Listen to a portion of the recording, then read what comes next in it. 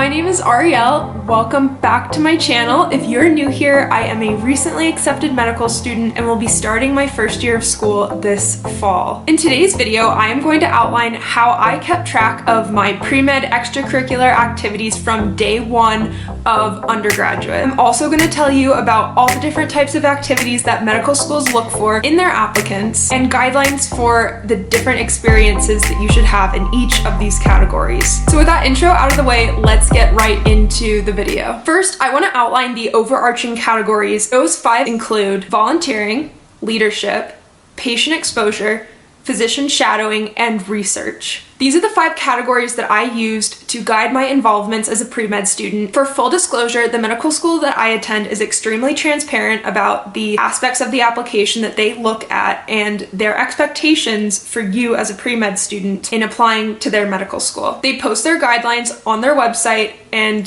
this is one of the only schools that I know of that is fairly transparent about their application review process and what they look for in terms of academic and extracurricular involvements. So these categories that I mentioned are all available on their website, and I also looked these up when I first started preparing myself as a pre-med student as soon as I graduated high school. So I went into college knowing these categories, knowing exactly what the school that I wanted to get into expected of me, and I used these to guide my involvements throughout my undergraduate career. My pre-med advisors also emphasized how important these categories are, and I also used these categories to help advise other pre-med students who I mentored in college. These categories do not only apply to the school that I was accepted to, they also apply to practically any medical school in the country. Just because medical schools don't advertise this on their website does not mean that they're not looking for it in your application. So I would use this as a guideline for how you should be building your competitive medical school application. Now I'm going to go ahead and outline each of these 5 categories in a little bit more detail and also give you guys examples of what I did in each category as a pre-med student to just give you a few ideas on what you could do. In this video, I am also going to share with you a link to the template that I created to keep track of all these different involvements and be able to look back on them when you start writing your medical school application. So I will also talk about that later in this video. So our first category here is volunteering. Volunteering is any activity, either medical or non-medical in nature, that you engage in that you are not paid to do. So some examples of what I did in this category were I volunteered with a club that I was involved in my local community to do science outreach projects with K through 12 students to get them interested and exciting about the STEM field. So that was one volunteer involvement that I had. Another volunteer involvement that I had was volunteering every week at my college's organic garden. So I'd go for an hour or 2 each week and help them harvest and sell that produce. So that's another example. It does not have to be medical in nature. It can be, but I think it's also important for you to have involvements that are not medical, just to show that you have a broad area of interest and involvements outside of medicine. Medicine should not be your only commitment. I know that there are other things that have to interest you besides medicine, so definitely make sure that comes across to the admissions committees, and also take advantage of volunteer opportunities that are not necessarily medical. They'll make you a more well-rounded applicant and also show the admissions committee who you are as an applicant and your individual interests. My school's guidelines for a competitive applicant in terms of how much community service you should have are 25 hours of community service per year in the 4 years leading up to applying to medical school. So that would be a total of approximately 100 volunteer hours. And I would use 100 volunteer hours as your minimum. It doesn't necessarily have to be equally split up, but ideally you would want to spread this 100 hours across approximately 3 or 4 years, depending on how many years you are planning to be a pre-med. If you are non-traditional and you are getting into this a little bit differently, then of course that's going to be a little bit different for you, but you don't want to try to cram in all of those volunteer hours with one organization 2 months before you submit your medical school application. That just makes it look like you're checking boxes and that you're not really passionate about community engagement. Again, like I said before, your volunteer engagements can be medical or non-medical. One medical volunteer experience that I had that I will also mention later in a different category was volunteering at a local free clinic. So to wrap this first category up, Find things that are super interesting to you, any opportunities that you come across that you would love to be involved in. Take advantage of those as an undergraduate student, or if you're a non-traditional student, seek out community opportunities, and that will take care of the requirements for this first category. Our second category is leadership. So this is going to include any position that provides you with any type of leadership experience, which is a lot broader than many people tend to think. So this doesn't just include being president of your student body or being president or vice president of a club at your university or in your community. This also includes things like mentoring. So just to give you a few examples of what I did within this category, one thing that I did was I was a mentor for refugee and immigrant students in my local community at a local high school. So that was one of my involvements that many people don't necessarily see that typically as leadership, but it is leadership.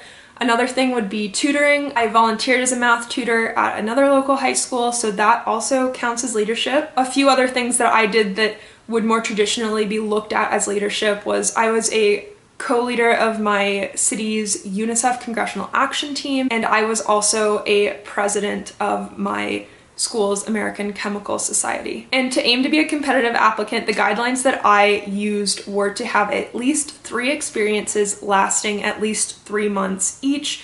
But if you find something that you're really passionate about or that you enjoy doing, then those experiences should definitely be longer than 3 months. I know most of mine were. Usually they're at least a year. Some of them are on the shorter end, but definitely try to get at least 3 experiences that are at least a few months in length each. So this brings me to our third category, which is going to be patient exposure. So obviously this is super important if you're planning to go to medical school or into the medical field. Admissions committees expect you to know what it's like to be in healthcare, what it's like to interact with patients, and for you to already have a good understanding and grasp of what that's like, and to make sure that you enjoy doing it before you start on a path in something like medical school. So this is really important. And obviously the focus of this category is healthcare. So something I do want to mention here is that this can also include positions that are volunteer based. So for example, my volunteer experience at my local free clinic would also count as patient exposure. This can also be paid. So for example, another experience that I had before starting medical school was I worked as an anesthesia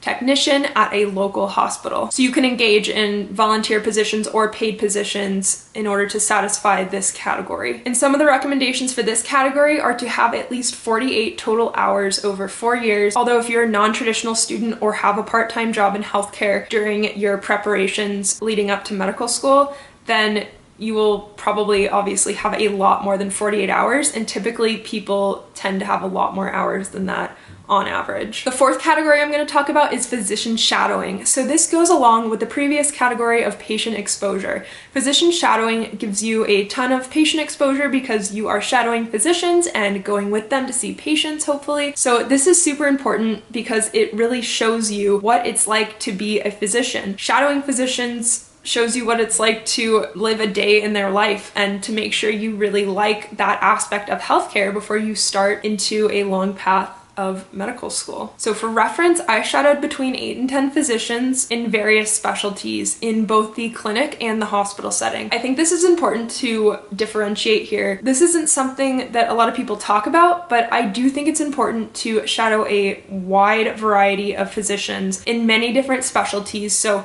if you're interested in going into surgery, don't just shadow surgeons, shadow family medicine doctors, dermatologists, neurologists, any physician specialty that you can arrange a shadowing opportunity with, I would take it, because you can have an idea of what you want to go into in the medical field and then shadow a different type of doctor and really fall in love with a different aspect of medicine that you may not have been expecting to enjoy previously. So it's really important that you shadow a broad range of different types of doctors. And this also will help you prepare to make sure that this is something you really want to do and a career field that you really want to go into and dedicate this much time to studying. And at my school, a competitive applicant is expected to have at least 24 hours of physician shadowing experience before submitting their application. And the fifth and last category that I'm going to talk about today is research. So just like leadership, a lot of students that I've worked with have a lot of misconceptions about what counts as research. Research encompasses anything where you test a hypothesis and come up with a conclusion of some sorts. while following the scientific method. So this doesn't necessarily have to be working in a lab with a research group and a PI. This can also include things like research projects and lab reports that you have to do in conjunction with a pre-med class that you are required to take. So for example, one thing I included in my medical school application was for my biochemistry class. Part of the class was that we had to design, execute, and then write a lab report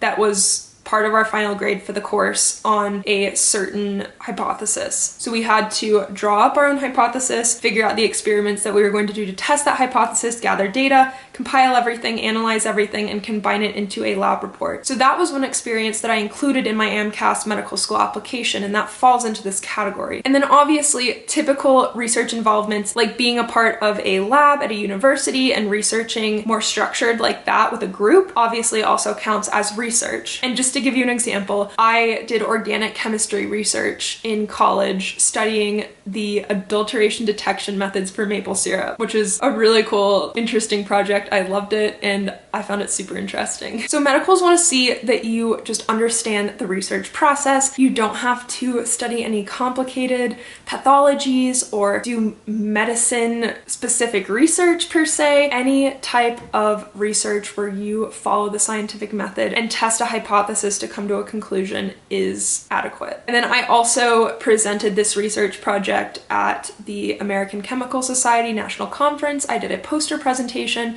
and I also did poster presentations at my university. So you definitely don't need publications. I'm sure that would help you get into medical school. I myself didn't have publications. I just did poster presentations.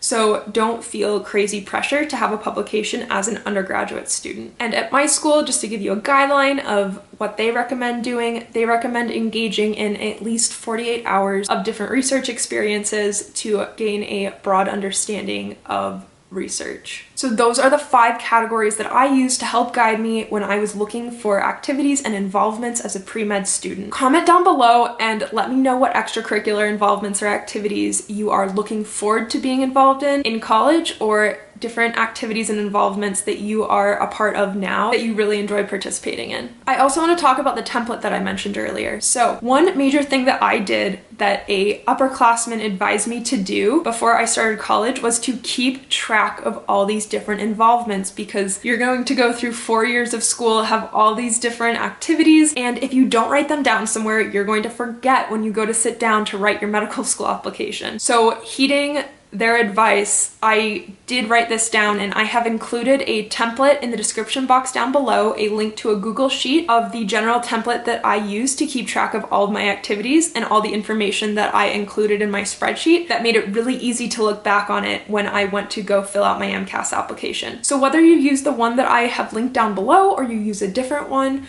let me know in the comments down below how you keep track of your involvements. I'd love to hear all the different ways that you guys keep track of this information. The long short of it is that you guys just want to find something that works for you. You don't necessarily have to use a spreadsheet, but that is what I found most helpful in keeping track of everything. One other thing that I want to say before I end this video is make sure that you engage in activities that you are truly interested in. Don't just pick activities because you think they're going to look good on your medical school application. That is no way to spend your pre-med years. Really pick activities that you love and that you look forward to engaging in, and that is really going to give you the best experience and really give you that great exposure that you need to become a successful physician and also gain acceptance to medical school. Really choose stuff that you're interested in, guys. I can't emphasize that enough. So I hope that this video has been helpful for pre-med students and non-traditional students alike, trying to prepare your application for medical school and figure out which activities you should be engaging in to be a successful medical school applicant. Following these guidelines should absolutely set you up for success as you work towards applying to medical school. Please let me know if you have questions about anything that I've said in this video in the comments down below.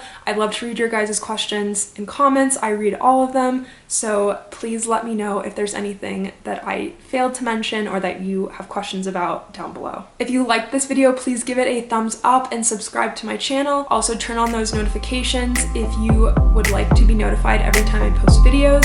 I do post videos once a week every Tuesday, so look out for those new videos every week. Thanks for watching this video, and I will see you in the next one.